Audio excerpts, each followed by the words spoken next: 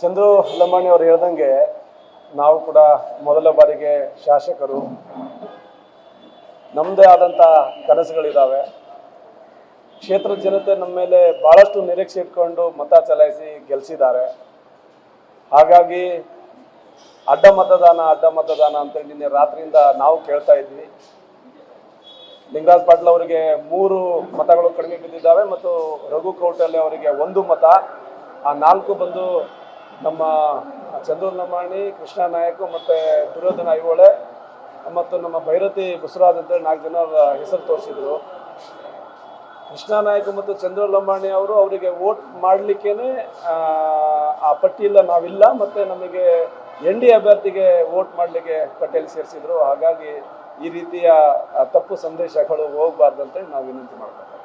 ವಿಪ್ಪನ್ನು ತೋರಿಸೋದೇನೋ ಬೇಕಾಗಿದೆಯಾ? ನಮಗೆ ನಮಗೆ ವಿಪ್ ಕೊಟ್ಟು ಅಭ್ಯರ್ಥಿಗೆ ಹಾಕ್ಲಿಕ್ಕೆ ನಮ್ಮ ವಿಪ್ ಜಾರಿಗೆ ಮಾಡಿದ್ದಾರೆ. ಆದ್ರೆ ಮಾಧ್ಯಮದವರು ಏನೋ ಪುರಾವೆ ಇಲ್ಲದೇನೆ ಈ ತರ ನಮ್ಮ ಹೆಸರನ್ನು ಹರಿದು ಬಿಟ್ಟಿರುವಂತ ಏನು ಮಾಧ್ಯಮದವರವರ ಅವರ ವಿರುದ್ಧ ನಾವು ಕಾನೂನು ಕ್ರಮವನ್ನು ತಗೊಳ್ಳಿಕ್ಕೆ, ಯಾಕಂದ್ರೆ ನಮ್ಮ ಕ್ಷೇತ್ರದಲ್ಲಿ ನನಗಷ್ಟೇ ಅಲ್ಲ, ನಮ್ಮ ಕ್ಷೇತ್ರದ ಜನತೆಗೂ ಸಹಿತ ಇವತ್ತು ನೋವು ತಂದಿರುವಂಥದ್ದು. ಹಾಗಾಗಿ ಆ ಮಾಧ್ಯಮದವರು ಯಾರು ಹರಿದು ಬಿಟ್ಟಿದ್ದಾರೆ ಅವ್ರ ವಿರುದ್ಧವಾಗಿ ನಾವು ಆಲ್ರೆಡಿ ಮಾತಾಡಿದ್ದೀವಿ. ಏನು ಕಾನೂನು ಕ್ರಮ ತಗೋಬೇಕು ಅದನ್ನು ತಗೊಳ್ಳಿಕ್ಕೂ ಸಹಿತ ನಾವು ಸಿದ್ಧರಿದ್ದೀವಿ.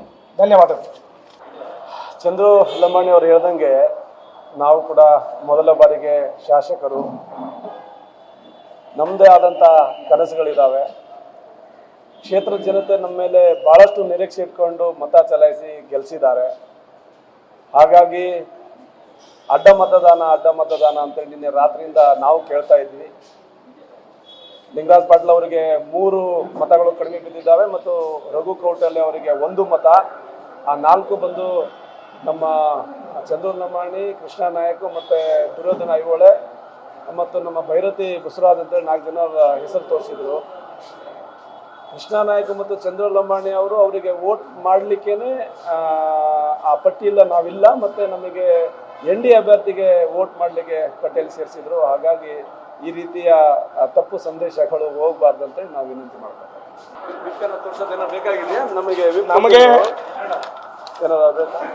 ನಮಗೆ ವಿಪ್ ಕೊಟ್ಟು ಅಭ್ಯರ್ಥಿಗೆ ಹಾಕ್ಲಿಕ್ಕೆ ನಮ್ಮ ವಿಪ್ ಜಾರಿಗೆ ಮಾಡಿದ್ದಾರೆ. ಆದ್ರೆ ಮಾಧ್ಯಮದವರು ಏನೋ ಪುರಾವೆ ಇಲ್ಲದೇನೆ ಈ ತರ ನಮ್ಮ ಹೆಸರನ್ನು ಹರಿದು ಬಿಟ್ಟಿರುವಂತ ಏನು ಮಾಧ್ಯಮದವರವರ ಅವರ ವಿರುದ್ಧ ನಾವು ಕಾನೂನು ಕ್ರಮವನ್ನು ತಗೊಳ್ಳಿಕ್ಕೆ, ಯಾಕಂದ್ರೆ ನಮ್ಮ ಕ್ಷೇತ್ರದಲ್ಲಿ ನನಗಷ್ಟೇ ಅಲ್ಲ, ನಮ್ಮ ಕ್ಷೇತ್ರದ ಜನತೆಗೂ ಸಹಿತ ಇವತ್ತು ನೋವು ತಂದಿರುವಂಥದ್ದು.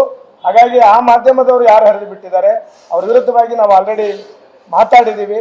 ಏನು ಕಾನೂನು ಕ್ರಮ ತಗೋಬೇಕು ಅದನ್ನು ತಗೊಳ್ಳಿಕ್ಕೂ ಸಹಿತ ನಾವು ಸಿದ್ಧರಿದ್ದೀವಿ. ಧನ್ಯವಾದಗಳು.